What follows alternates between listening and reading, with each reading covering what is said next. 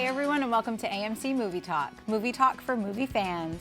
I'm Kristian Kennedy, and this is the show where we bring you the day's biggest movie news, and of course we give you insight into what it all means. Joining us, as always, is AMC Movie News Senior Editor, Mr. John Campea. Greetings and salutations, everybody. Welcome to the show and our new digs here at the Stream Studios in Hollywood, California. And to all of you, my great Twitter and Facebook friends, stop telling me what happened in Sons of Anarchy last night. I have not seen the episode yet. I'm going to watch it when I get home. But thank you for your very thoughtful support anyway.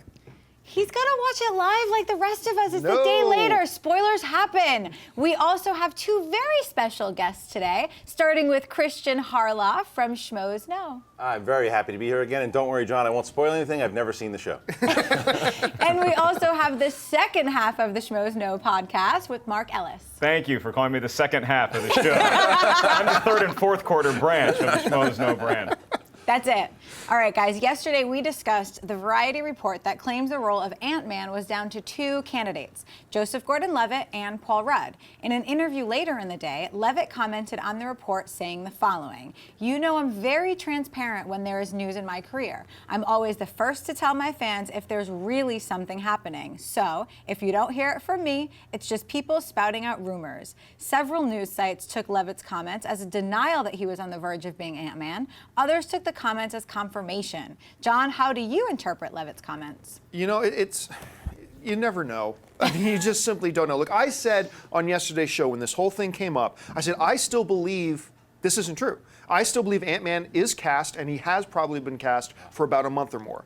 And I still kind of believe that. I'm not going to fall over shocked, though, if I find out that I'm wrong. But Levitt's comments are a little bit cryptic, because on one hand he says, hey, look, when there's something to know, I'll tell you. But he doesn't come out and say, this isn't true. Right. So a lot of people are taking it as confirmation, some are saying it's now. Let's not forget, though, that websites, even somebody as credible as Variety, is not completely immune from running stuff that just isn't true. Like, remember, just a little while ago, one of my favorite movie news sites, HitFix, they ran this story guaranteeing that Joseph Gordon-Levitt was going to be Batman in the Justice League movie. They guaranteed it. And Joseph Gordon-Levitt, of course, denied it, and they say, no, we trust our sources. So sometimes even the best sources like HitFix can just be fed wrong information, right?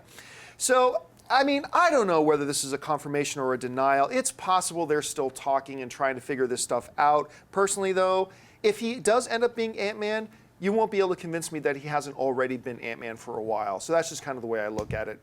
Kristian, what do you think? I agree with you, but the thing is, though, what he backed himself in a corner with is, when there's something to tell my fans, I'm going to tell them right away. So if he's Ant-Man right off the bat, it's like, well, why didn't you tell us? Because you said you would. So maybe I'm almost buying that. Maybe, like you said, maybe they have cast it, maybe it is Paul Rudd, maybe he was in the running at one point, and now that's passed, and so he's like, well, yeah, I was in the running for it once, but why am I going to tell my fans that? I was in the running for a lot of different roles. So I actually think Paul Rudd is going to wind up being Ant-Man. I do think that that's going to wind up being true. I think it's I didn't like it at first, and I do like it now, because I think it's a different take on the character, but I'm going to buy stock into what Levitt's saying here. What do you think, Mark? I think the loser should have to play Robin in the new Justice League movie. Whoever doesn't get Ant-Man is going to be Robin. And look, I mean, this is the world we live in now, where rumors and speculation count as news. So you can spin this either way. You can say, oh, well, I haven't confirmed it yet. And then if it turns out he has been Ant-Man for a month, then, oh, well, the deal wasn't finalized. So that's just kind of what 2013 is as far as movies goes, that we just get excited about speculation. Personally, I would like to see either one of them, but I would take Joseph Gordon-Levitt in overtime as my choice for Ant-Man. All right, what's next? The upcoming Darren Aronofsky biblical epic film Noah, starring Russell Crowe, Anthony Hopkins, and Emma Watson, is currently slated to hit AMC theaters on March 28th. However, according to a report in The Hollywood Reporter, there is significant trouble brewing on the project. According to the report, there have been 3 recent test screenings of the film, one for a primarily Jewish audience, one for a primarily Christian audience, and one with a general audience. All 3 test screenings were said to yield troubling and disappointing results. As a result, Paramount is asking for changes to be made to the current edit of the film, which Aronofsky is resisting. The film is the biggest budgeted film of Aronofsky's career, coming in at $130 million in production costs so far. Kristian, if you're the head of Paramount right now, what do you do? I leave Aronofsky alone.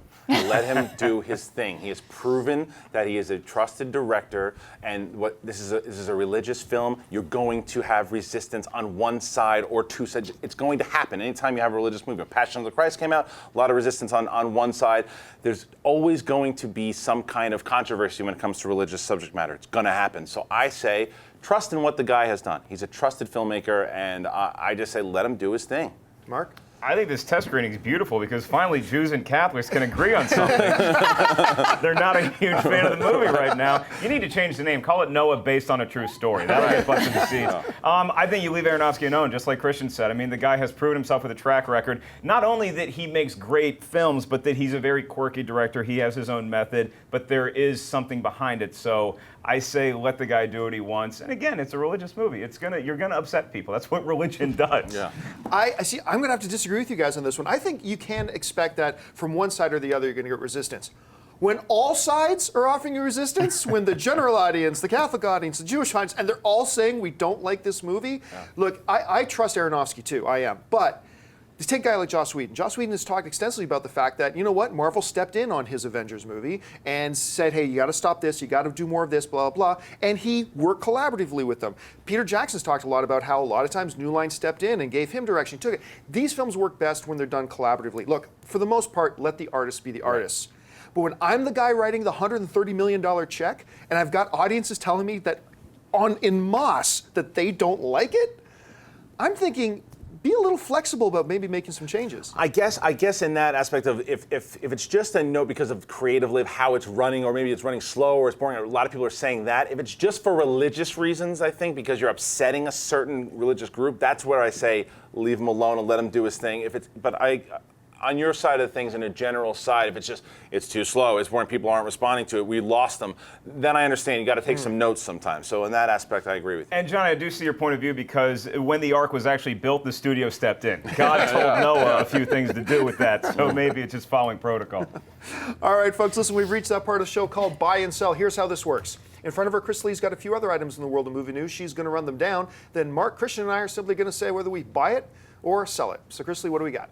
For over a decade now, one of the most requested video game to movie adaptations fans have been asking for is The Legend of Zelda.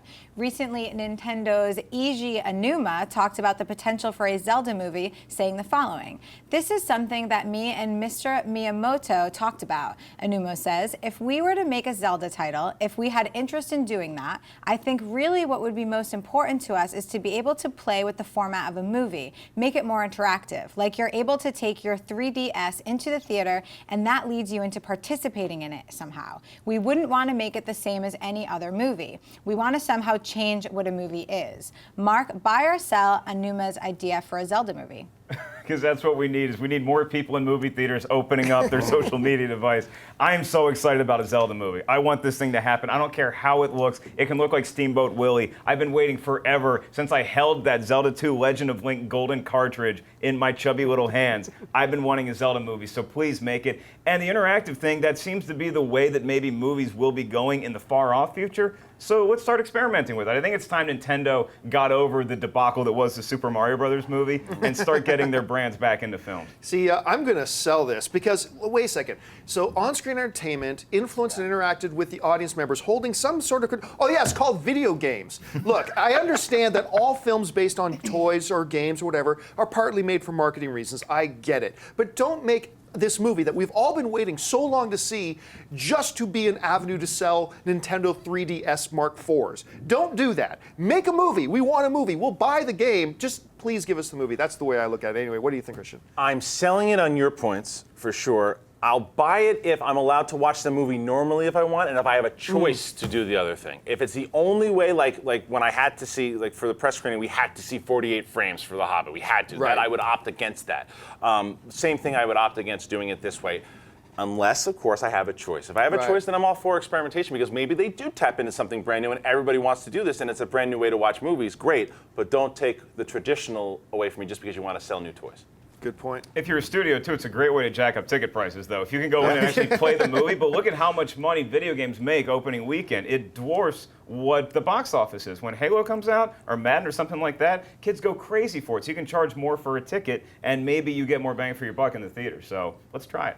All right, Kristian, what's next? I feel like they did just do this with a Little Mermaid screening somewhere, where you were allowed to bring your iPads in, and it was For the second interactive screen with the movie. experience. Yes, so Yeah. I do believe they're definitely working towards that. And if it worked for Little Mermaid, why not?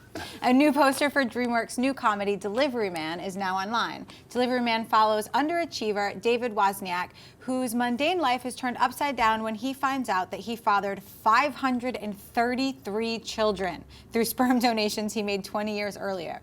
In debt to the mob, rejected by his pregnant girlfriend, things couldn't look worse for David when he's hit with a lawsuit from 142 of the 533 20-somethings who want to know the identity of the donor. Delivery Man hits AMC theaters on November 22nd. John, buy or sell this new poster for Delivery Man?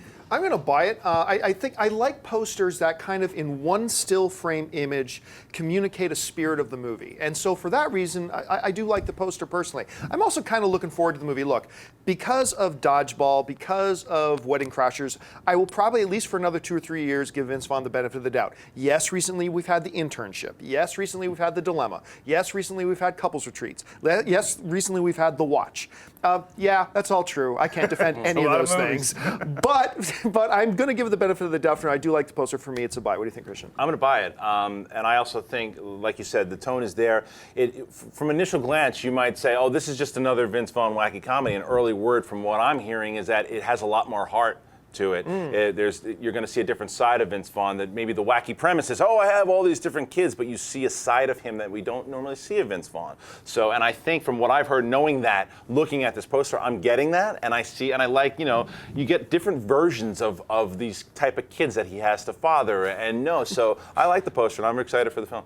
Mark? I love to disagree, but as a frequent sperm donor myself, I totally am on board with this poster, because you look at it, and you're right, it's not Vince Vaughn and another star just looking at each other like, oh, look at the zany predicament we got into. Yes, it's a crazy premise, but you also see just in that poster, he's a guy that's like, look, I'm starting to realize that maybe I need to grow up. And so if we get more of a dramatic and comedic performance like what we got in The Breakup, then I'm all in on this movie. Yeah, you know what?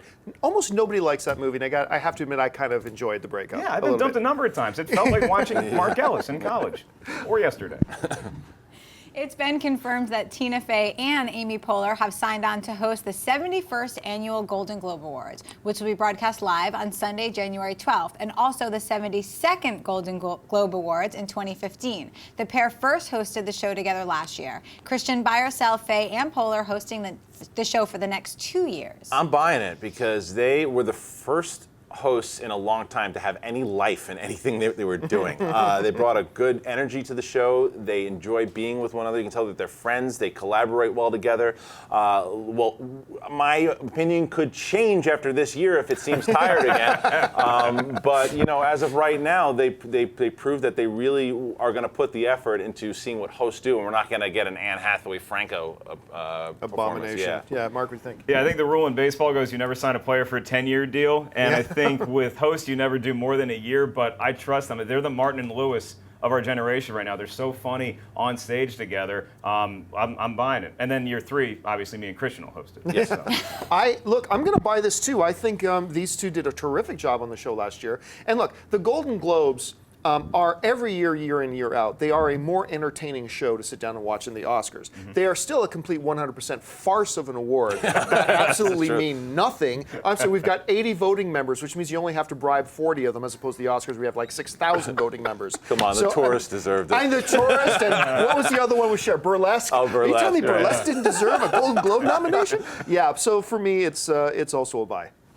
A new trailer for the upcoming comedy, That Awkward Moment, has hit the web. The film stars Zac Efron, Michael B. Jordan, and Miles Teller, and follows 3 best friends who find themselves where we've all been, at that confusing moment in every dating relationship where you have to decide, so where is this going? That Awkward Moment hits AMC theaters on January 31st. Mark, buy or sell this trailer for That Awkward Moment? I have to sell it. Even though I really want to see where Michael B. Jordan can go in a comedy, because I was such a fan of what he was able to do in Fruitvale Station. However, Zac Efron, just no thanks. And Miles Teller, I'm torn on. He's the guy that I'm on the fence with, because I really like him in some films, but his tone in this looks a lot like he was in that Just Turning 21 movie, where he's just kind of a, a smart aleck, and I don't really like that from him, so I got to sell the film. I'm going to sell it as well. I think it looks like a sitcom pilot that has been sitting on the shelf for a while. With Michael B. Jordan, again, I think this is probably a movie he did before all the press came out and how much hype he's getting, all the offers that he got. I do like Miles Teller as well, and I'm not as harsh on Zac Efron. I think he actually has talent. I think his roles are just has not picked him great. And I think obviously he's had some personal problems as well, that maybe this is during those or after. The trailer looks generic, and it looks like a January movie that's going to fade out pretty quick. You know what? Oddly enough, I'm going to have to buy it, despite the fact that when we first talked about this movie about a month ago, I was like, meh. But I got to tell you, I watched the trailer. I thought it had more charm than I thought it was going to have. It did make me giggle here and there. I also do like Zac Efron. Ever since I watched this movie he did a few years ago called Me and Orson Welles, which I actually thought he showed that, hey, this guy might be more than the teenage cover heartthrob dude. I think there's more to him than that. I really am looking forward to see. I agree with you completely where Michael B. Jordan is going to go. Yeah. And we could be seeing two members of the Fantastic Four here. if you believe the rumors about Teller maybe being Mr. I still don't want him in that, but I mean, I liked him in 21 and Over and things like that. So overall, I was pleasantly surprised by the trailer. I'm not jumping up and down about it yet, but for now, it's a buy. Well, it's got a long way to go to be as hysterical as The Lucky One. Right. All right, folks, listen, we've reached that part of the show called Mailbag. Listen, if you've got a topic or a question that you would like us to address on the show, you can email us anytime at amcmovietalk@gmail.com. Now, every single day we take a couple of questions, but listen, on the weekends, on Saturday and Sunday, we also do AMC Mailbag, where all we do is take questions. But for now, Kristian's got a couple of questions pulled out, so Kristian, what do we got? John Michael writes, hey guys, love the show. Keep up the great work. I have two questions. Will there ever be a superhero film that wins a Best Picture at the Oscars? And if so, what would Batman vs. Superman have to do in order to win? Thanks for all you do.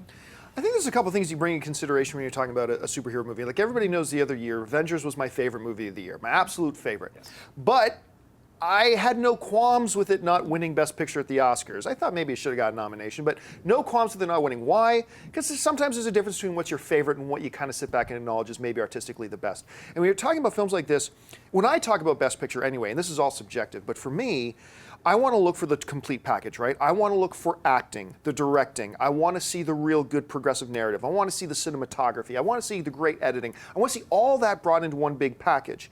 And Avengers, while it was my favorite movie of the year, there were some of those things that it was kind of weak on. But I do believe that a comic book / superhero movie can. The Dark Knight showed us that it can. I think The Dark Knight was like one or two small flaws away from legitimately being a Best Picture nominee. And actually, I've talked to a number of people who are voting members of the Academy, and a lot of people did vote for it. I mean, so I think that movie proves it can happen. Not every superhero movie should be a Dark Knight. A lot of them should be Avengers. They should be lighter, more comical, not take themselves so seriously. But you can get those like The Dark Knight that I think at some point, maybe in the next 6, 7, 8 years, maybe we'll see one legitimately make a run for Best Picture. Mark, how do you see this? Have you seen a film that you think maybe should have won a Best Picture? And do you think it's possible that a comic book film could do it? I think The Dark Knight was obviously the closest one, but also you look back to when Lord of the Rings, the last film, I believe, won and got nominated for a lot of things too. And so I think that may have started to skew more towards the fantasy realm. Like the genre of films. But you got to get snubbed before you actually win something. I think that's what the Oscars teach us over the years. And so with The Dark Knight, people wanting that to get more recognition than it did, it's just tough to come up with a character because, like you said, a lot of things are more like the Avengers, where it's nothing wrong with being more fluffy and entertaining, but that's what a lot of superhero films are. So I think it's going to have to go down that dark path and maybe a more unknown superhero like a Preacher or Sandman or something like that. Which we know people are working on right now. At least they've been trying to get those going forever for a very long time. Put that in front of Zelda, please. Kristian. I agree with you, John, in the fact that what The Dark Knight did was that it made it possible. Because before The Dark Knight came out, no one would ever even considered that question because it just wouldn't. There were no contenders that you could really think about. Maybe Superman back in the day because of what it did. You know, the first one, Richard Donner, but. Yeah, it's possible, but it's also going to be hard because it's going to be very hard to get Aquaman nominated for just for that reason alone, the giggles. But in regards to whether or not people would be laughing and nominated Aquaman, it just doesn't work. But Best actor Steven Seagal for Aquaman. In regards to what Batman and Superman would have to do in order to win is honestly, and I'm not saying this is a joke, is not have Zack Snyder as the director of it, and that's because he is always everyone thinks he's visual first, and there's no story a lot of the time, and no character development, and that is not going to win you an Oscar. So right. No, I agree with you. When getting to that, and I'm glad you addressed that. Getting to that part of the question is what would Superman Batman have to do? I think what Superman Batman would have to do is completely break the tone that it's already set for itself, and I don't want it to do that. I mean, they've already kind of set the tone in Man of Steel. I like the tone they have in Man of Steel, and I like the fact that they're bringing Batman into it. For it to be considered, it would have to completely break away from that and go in a different direction. I don't know that I want it to do that. I think you're right. I really like Zack Snyder as a director, even though, I mean, there's a couple of his films, Sucker Punch. Yeah, but it's always style. He makes things look pretty first. Oh man, I've always said, if you put on Sucker Punch and hit mute, looks great. I can watch that movie all day. Well, in Great the music action video. scenes with I mean, give me some Led Zeppelin and some cute girls with some cannons. Yeah, I'm on board. I think with Superman versus Batman, or Superman and Batman, I don't see that having a prayer no, I agree. anywhere around the Academy. I mean, first of all, Superman has to have lines this time around. He's got to actually talk words. I think it needs to be a smaller movie, is what it is too. A small, like a smaller, maybe like if you're just something like not Blade per se, but along the lines of a Blade budget, something of that, or a smaller unknown superhero like Mark said, then you got a shot. All right, what's next? Josh Needle writes, "Hey guys, love the show. I had a question for you, John." Oh, good. Get ready. The other day on Movie Talk, and correct me if I'm wrong, you said that knowing the ending to a movie doesn't ruin the experience for you because for you it's all about the journey to get there.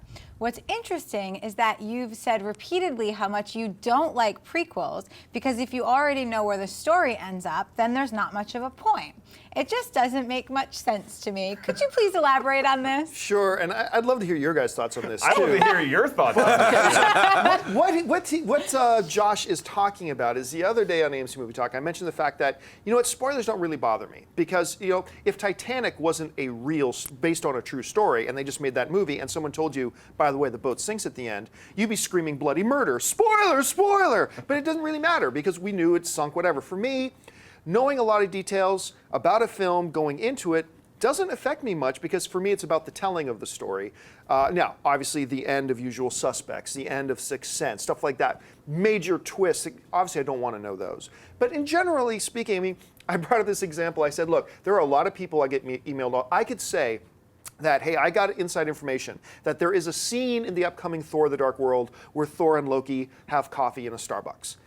I could say just that, and I would get 50 emails about people blasting me saying, you're ruining the movie for me. I don't think it's a big deal. Now, getting to the whole thing about prequels, while it is true that I have said that one of the reasons I don't really prefer prequels, there are some exceptions, is that we already know what happens. I mean, we know this guy doesn't live, we know this guy doesn't die, whatever. I mean, all other things being equal, I'd rather not already know, but it doesn't really bother me on the other hand. But the main reason I'm not a big fan of prequels, and this is just me, is that I like stories to go forward. I just like advancing. I like developing. I'm not a big fan of going backwards. Now, you can make the argument, well, what about Godfather 2? Godfather 2 was a sequel/prequel all at the same time, and it did it brilliantly and worked that story in together. But it did prequel elements to serve the story moving forward. That was what it was all about. I loved X-Men First Class, I really did, at least every scene that didn't have the annoying children in it. So, I mean, that's just me, though. I mean, that's why I primarily don't like prequels, is because I just like stories to move forward. But now that I got you guys here, Mark, let's start with you. What are your overall thoughts? First of all, do spoilers really bother you? And then secondly, how do you feel about prequels in general? I would like to begin my answer by telling you what happened on Sons of Anarchy last night. Well said. Well said. Fuck off, Mike Drop. Thanks for having me, John. Mark out.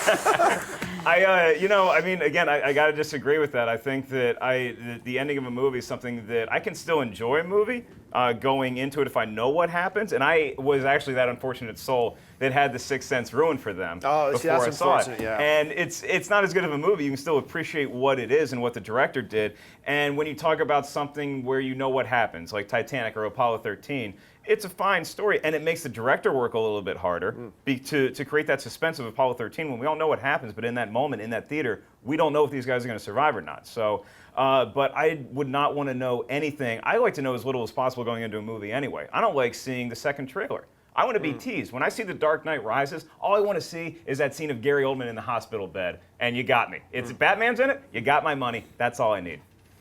I'm going to agree with Mark. Is the fact that I don't want to know anything about the ending. I want to look, there's some movies that are predictable, and the second the movie starts, like, I know how this is going to end. Let me figure that on my own, you know? And I just think that, I understand your point, and like you said, the opinions they're subjective on films, and how you experience it is the same way. So, but for me, I want to kind of figure it out as I'm watching it. I want to know as little as possible, and I want the story to take me there, so when the end happens, whether or not I predict it or not, I'm experiencing it for the first time. In regards to prequels, I enjoy prequels depending on the story, depending on the movie. There are sometimes you're absolutely right that you don't need it. I got enough from the character that I don't need to see how he was born. I don't need to see Anakin as a kid. I'm good. Right. But there's other times that I would have liked to seen the actual progression of Darth Vader in a good way, you know. But depending, and I loved X-Men First Class. It was one of my favorite movies that year, and I'm glad that we got to see the meeting of Magneto and Charles. So it just depends. It's circumstantial, I think, too. Yeah, it's more of a suspension of disbelief when you see a prequel too, because sequels, that's how life works, is that we get older so we can age and then go into a sequel. Yeah. It's harder to look at, say, Magneto played by Sir Ian McKellen and then see him played by Michael Fassbender and be like, when did he get hair plugs? Yeah. You know? But you can suspend disbelief if the story's good enough. So I think it's a lot like something based on a true story. If the director and the crew are willing to work hard enough to get us into this world again that we've already seen and know what it looks like, then I'm on board. All right. Well, listen, folks, that will do it for us. We have reached the end of our time. Listen, before you go anywhere, make sure you do something for me. If you haven't done so already, take a second and click on that subscribe button. Become a subscriber to our AMC Movie News YouTube channel. Keep you up to date on everything going on in the world of movie news, and of course, our daily AMC Movie Talk show and our weekend AMC Mailbag show. Lots of solid films playing out there in theaters right now. Head on over to www.amctheaters.com for your theater, showtime, and movie ticket information.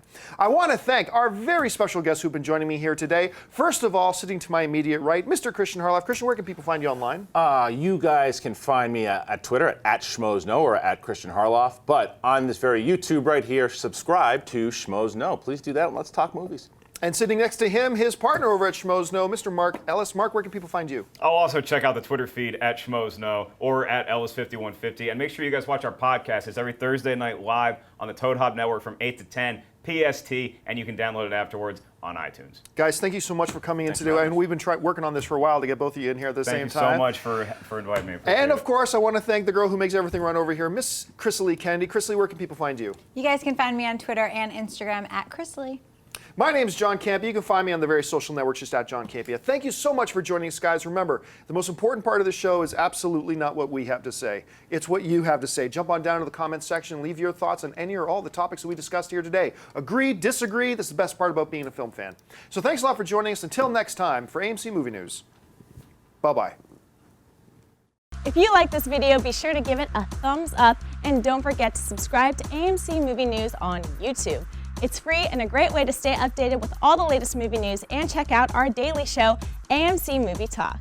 Also, don't forget to check us out on Facebook and Twitter to stay in the loop for our special prizes, giveaways, and contests.